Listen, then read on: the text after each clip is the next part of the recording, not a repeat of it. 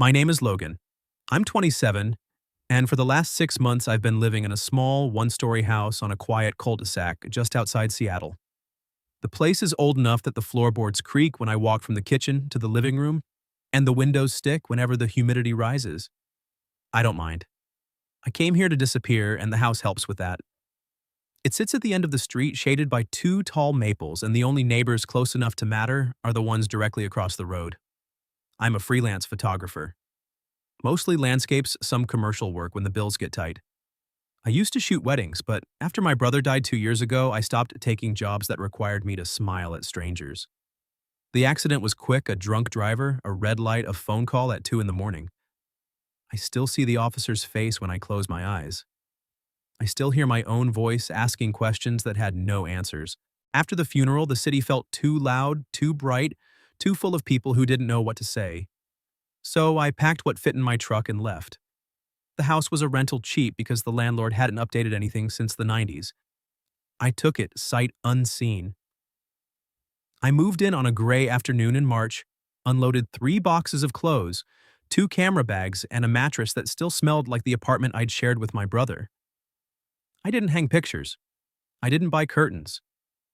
I told myself I wouldn't be here long enough to need them. Mornings are the same. I wake before the sun, make coffee in a dented French press, and stand at the kitchen sink rinsing the same chipped mug. The window above the sink faces the street. Across the road is another small house, white with black shutters, a tidy lawn, and a single maple that drops leaves like clockwork every fall. I noticed the house the first week, but I didn't notice her until the morning everything changed. It was early May. The air smelled like wet grass and lilacs. I was at the sink scrubbing coffee grounds from the mug when movement caught my eye. She was in the front yard watering a row of hydrangeas that lined the walkway. She wore a pale silk slip, the kind that catches light and holds it, and her hair was loose, dark, and still damp from a shower. The sun was low, cutting through the branches, and the light slid across her skin like it had been paid to do it. I froze. The mug slipped from my fingers and clinked against the porcelain. I didn't move to pick it up. She bent to adjust the sprinkler, then straightened and turned toward the street. Toward me. I should have stepped back. I should have pretended to be busy. But I didn't. I stood there, half hidden behind the thin kitchen curtain, watching like some creep who'd never seen a woman before. She looked up. Our eyes met through the glass, through the leaves, through the space between two houses that suddenly felt too small. She didn't flinch. She didn't look away. She tilted her head just enough and smiled, not the polite neighbor smile, not the embarrassed kind.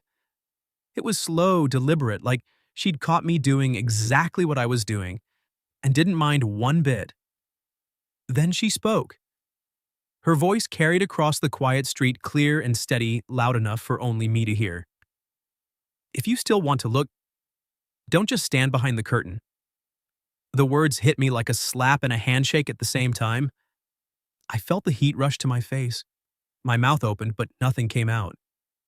She held my gaze for another second, then turned back to the flowers as if she hadn't just rewritten the rules of my morning. I stood there, mug forgotten water, running heart-hammering against my ribs like it wanted out. I didn't know her name yet. I didn't know she was 43, or that she'd been married once, or that she edited books for a living, before she quit to read whatever she wanted. I didn't know any of that. All I knew was that in one sentence she'd seen me, really seen me, and called me out for hiding.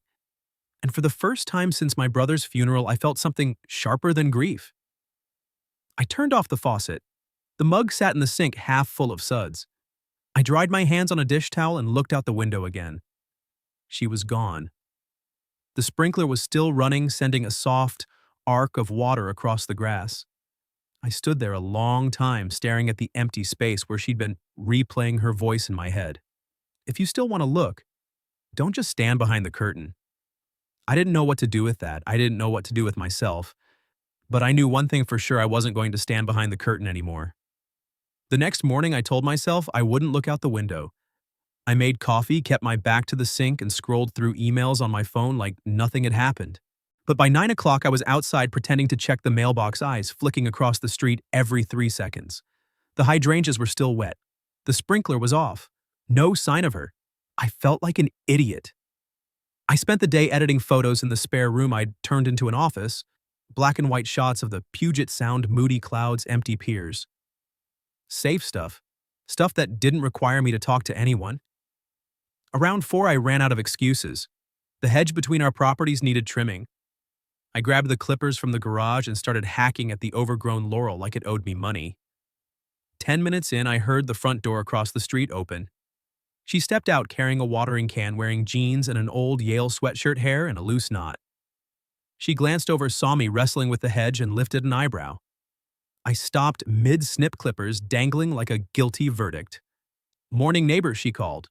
Her voice had the same calm edge as yesterday, but softer now, like she was testing the air between us. "Afternoon," I managed. My mouth was dry. "Just landscaping."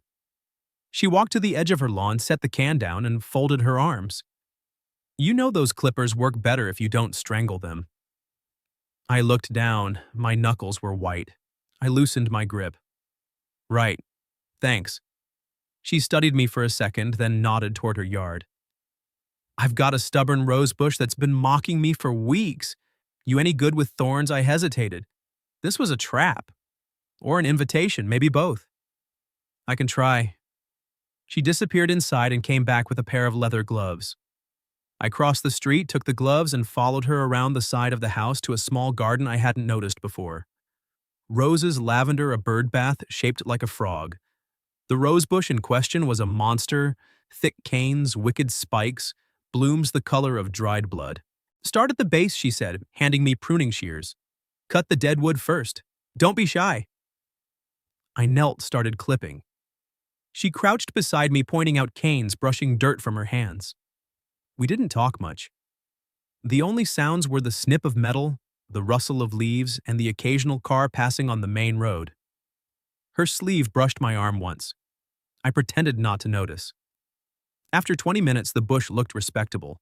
I stood, wiped sweat from my forehead, and handed back the shears. "Better much." She surveyed the work, then looked at me. "You've got a steady hand." "Ever think about photography?" I laughed, surprised. "That's literally my job." Her eyes widened, mock serious. "A professional voyeur. Should have known." The word hung between us. Voyeur. I felt my face heat again.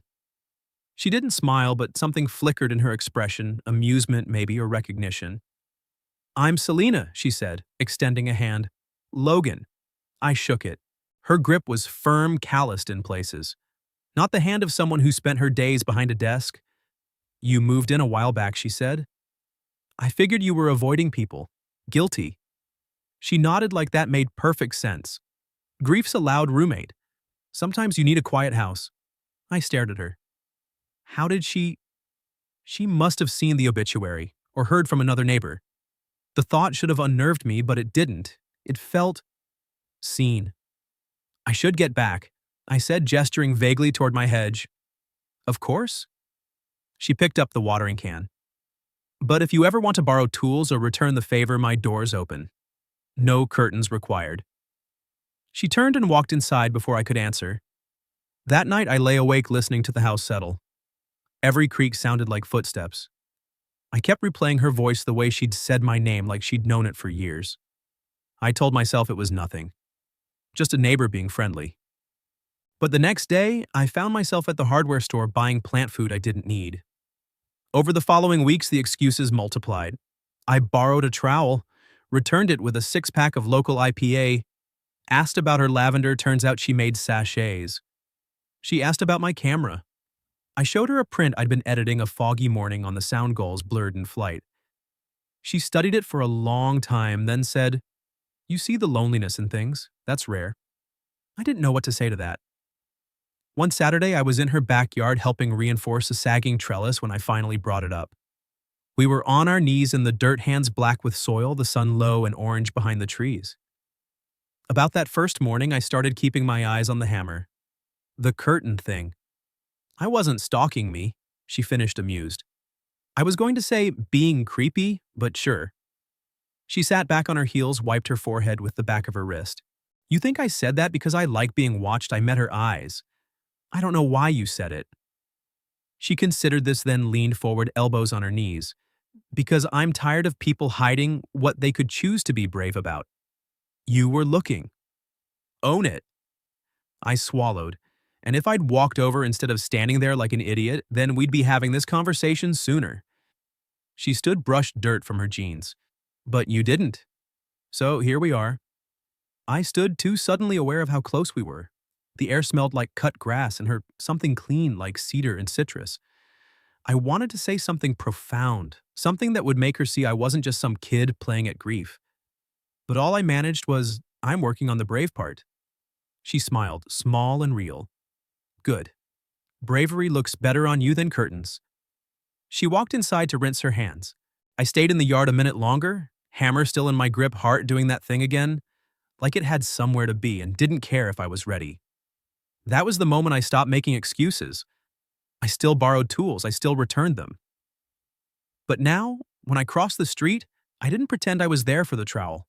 I was there for her. And she knew it. She always knew. The storm rolled in on a Thursday night in late June. I'd been editing a series of shots from a coastal shoot gray waves driftwood, the kind of images that sell to magazines but don't fill the quiet in a house. The power flickered once, twice, then died with a soft pop. The sudden darkness felt heavier than usual. I lit a candle on the kitchen counter and watched the flame tremble against the window. Rain hammered the roof like it had a grudge. I was about to call it a night when I noticed the glow across the street. A single candle in Selena's front window, steady and warm. The rest of the block was black. I told myself she was fine. She was always fine. But the wind rattled the panes and thunder cracked so close the floor vibrated. I grabbed my flashlight, pulled on a rain jacket, and was out the door before I could talk myself out of it. The street was a shallow river. Water soaked my jeans to the knees by the time I reached her porch. I knocked 3 sharp raps that sounded too loud in the storm. The door opened almost immediately. Selena stood there in an oversized flannel shirt, sleeves rolled to the elbows, hair twisted up with a pencil. She held a candle in a glass jar. The flame painted her face in gold and shadow. "Power's out on the whole block," I said, stating the obvious. I noticed. She stepped aside. "Come in before you drown." I kicked off my shoes in the entryway. The house smelled like old books and something baking cinnamon, maybe.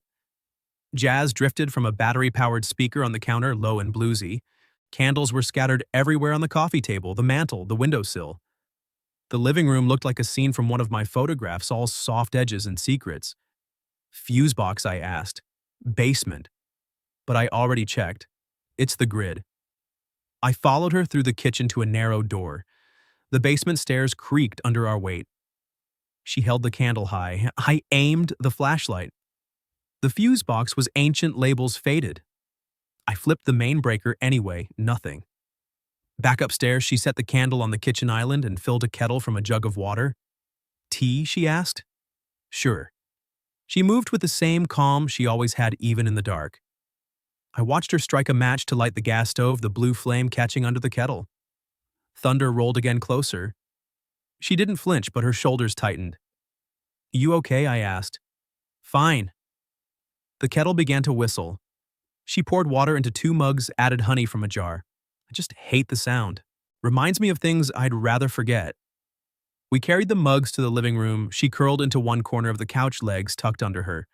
I sat on the opposite end, leaving a careful space. The candle between us flickered, throwing shadows on the walls. Rain lashed the windows. "Bad memory?" I asked. She sipped her tea, eyes on the flame. "My ex-husband used to scream during storms. Said the thunder made him feel small. He'd drink until he passed out. I'd sit in the dark and count the seconds between lightning and sound like a kid. I didn't know what to say. I'd never heard her talk about him before." She set her mug down, wrapped her arms around her knees. "I don't miss him," she said quietly. "I miss the version of me who thought love could fix anything." Lightning flashed, illuminating the room for a split second. Thunder followed immediately, close enough to rattle the glass. She startled a small, involuntary jerk. Without thinking, I reached across the space and took her hand. Her fingers were cold. She didn't pull away. "I used to hate thunder too," I said. "After my brother died, every storm felt like the world ending again. I'd sit in my car in the parking garage until it passed. She turned her hand in mine, palm up. And now I just wait for the quiet after. She studied my face in the candlelight. You're good at waiting, not always. The next crash of thunder was deafening. She gripped my hand tighter. I shifted closer until our knees touched. The candle sputtered. She leaned her head against the back of the couch, eyes closed. I used to think loud noises meant something was breaking, she said. But sometimes they just mean you're still here to hear them. I threaded my fingers through hers. I'm still here. She opened her eyes. They were darker in the low light, unreadable. So am I. We sat like that for a long time. The storm raged outside, but inside the room felt suspended, like the world had paused to listen. The jazz track ended. The speaker clicked off. Only the rain and our breathing remained. Eventually, the power hummed back to life. The overhead light flickered on harsh and yellow. We both blinked. She let go of my hand first, but slowly, like she was testing the weight of the moment. I stood suddenly aware of how late it was. I should go, I said. She walked me to the door. The porch light was back on, casting a soft pool across the wet steps. Rain had eased to a drizzle. She handed me my flashlight. Thanks for checking on me, she said. Anytime. She hesitated, then reached up and brushed a raindrop from my jacket collar. Her touch lingered. Logan. Yeah, the next time you want to cross the street in a storm, don't wait for the lightning. I smiled. I won't. She closed the door. I stood on the porch a moment longer, listening to the rain soften against the roof. My hand still felt the shape of hers. I walked home through the puddles, the streetlights reflecting in the water like scattered stars. For the first time in years, the thunder didn't follow me inside. The weeks after the storm settled into a rhythm I hadn't known I was missing. I'd wake up, check the weather, and find myself at Selena's back door with coffee or a bag of scones from the bakery downtown. She'd be in her garden or at her desk, surrounded by manuscripts she was reading for pleasure now, not deadlines. We didn't call it dating. We didn't call it anything. We just stopped pretending we weren't looking for each other. Mornings turned into afternoons. I'd help reinforce the fence that separated our yards, replacing rotted posts while she held the level. She'd critique my hammer swings with the same precision she once used on sentences. You're rushing the nail, she'd say, and I'd laugh and slow down. We'd break for lemonade on her porch feet, propped on the railing, watching clouds drift across the sound. She started leaving her side gate unlatched. I started leaving my camera on her kitchen counter. One Saturday, we tackled the overgrown blackberry brambles along her back fence. Thorns tore at our gloves, our sleeves, the skin on my forearm. She didn't complain. She just handed me the clippers when mine dulled and kept working. By dusk, the pile of cuttings was taller than both of us. We stood back sweaty and scratched, and she bumped her shoulder against mine. You're bleeding, she said, touching a scratch on my wrist. It's fine. She disappeared inside and came back with a damp cloth and a bandage. Her fingers were gentle, clinical almost, but the way she held my arm steady made my pulse jump. When she finished, she didn't let go right away. You don't have to fix everything you know, she said. I know. Do you? I looked at her. The sun was low, painting her face in warm light. I wanted to say something about how being here felt like the first time I'd breathed in years. Instead, I said, I like fixing things, especially when they're yours. She smiled, but it didn't reach her eyes. She let go of my arm and turned back to the brambles. That night, I stayed for dinner. She made pasta with tomatoes from her garden, basil she'd grown in pots on the windowsill. We ate at the small table by the kitchen window, candles again, because the overhead light felt too bright. She poured wine. I told her about the shoot I had lined up in Olympia magazine spread on coastal erosion. She listened like she always did, head tilted, asking questions that made me see the project differently. After dinner, we moved to the couch. She put on a record, Miles Davis, low and smoky.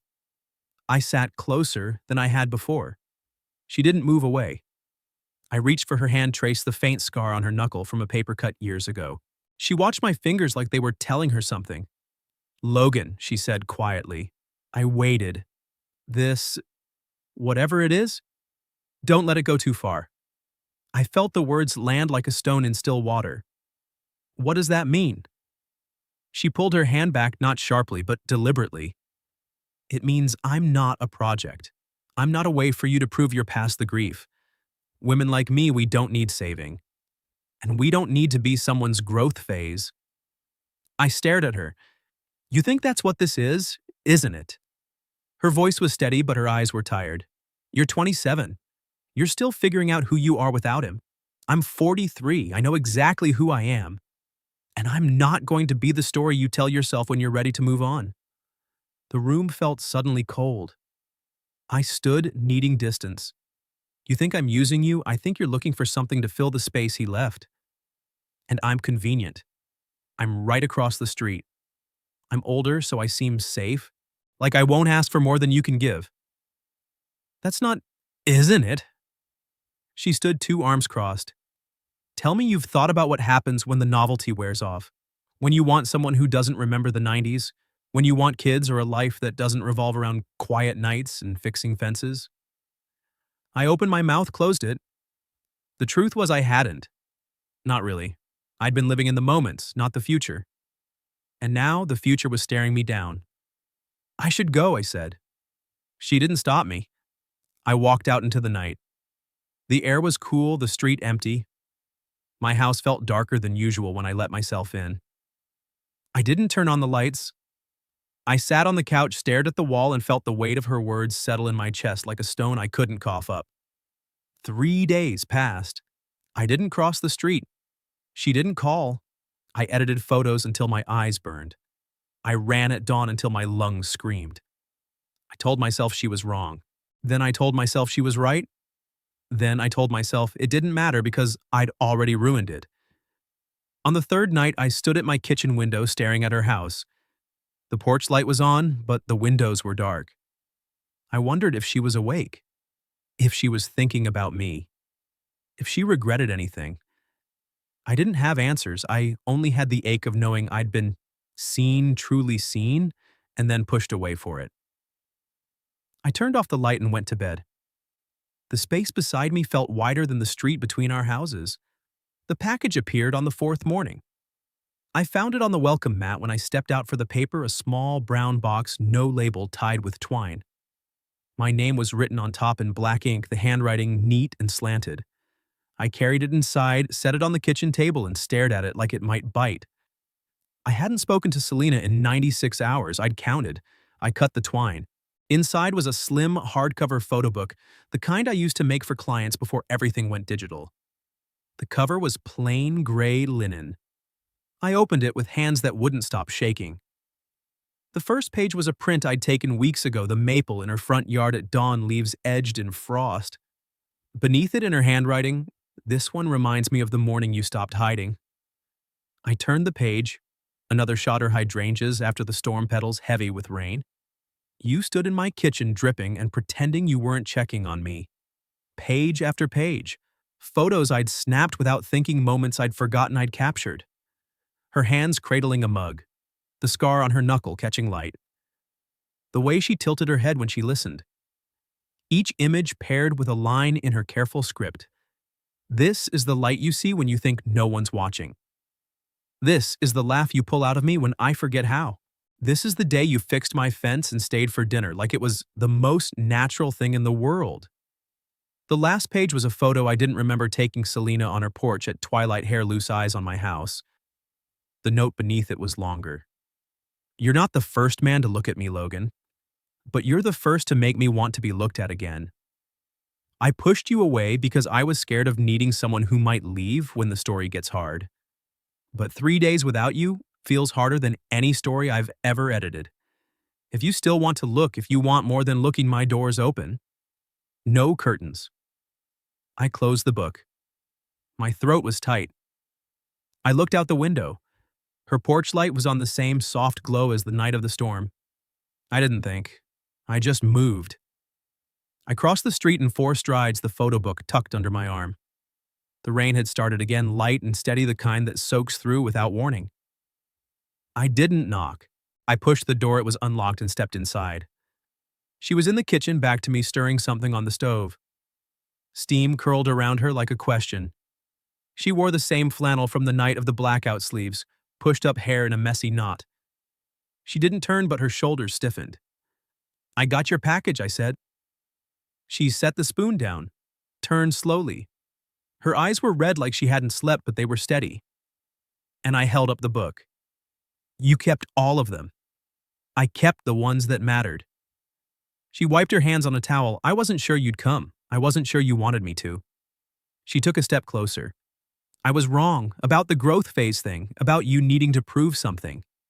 You're not a project, Logan. You're just you, and I miss you. The words cracked something open in my chest. I closed the distance, set the book on the counter, and reached for her. She met me halfway. I wrapped my arms around her from behind, buried my face in her hair. She smelled like rain and cinnamon and home. I'm not going anywhere, I said, against her neck. Not unless you tell me to. She turned in my arms, hands sliding up to my face. Then don't. Stay. I kissed her. Not rushed, not careful. Slow like we had all the time we'd been too afraid to claim. Her lips were soft, tasting of tea and want. When we pulled apart, her forehead rested against mine. If you still want to look, she whispered this time. Don't just look.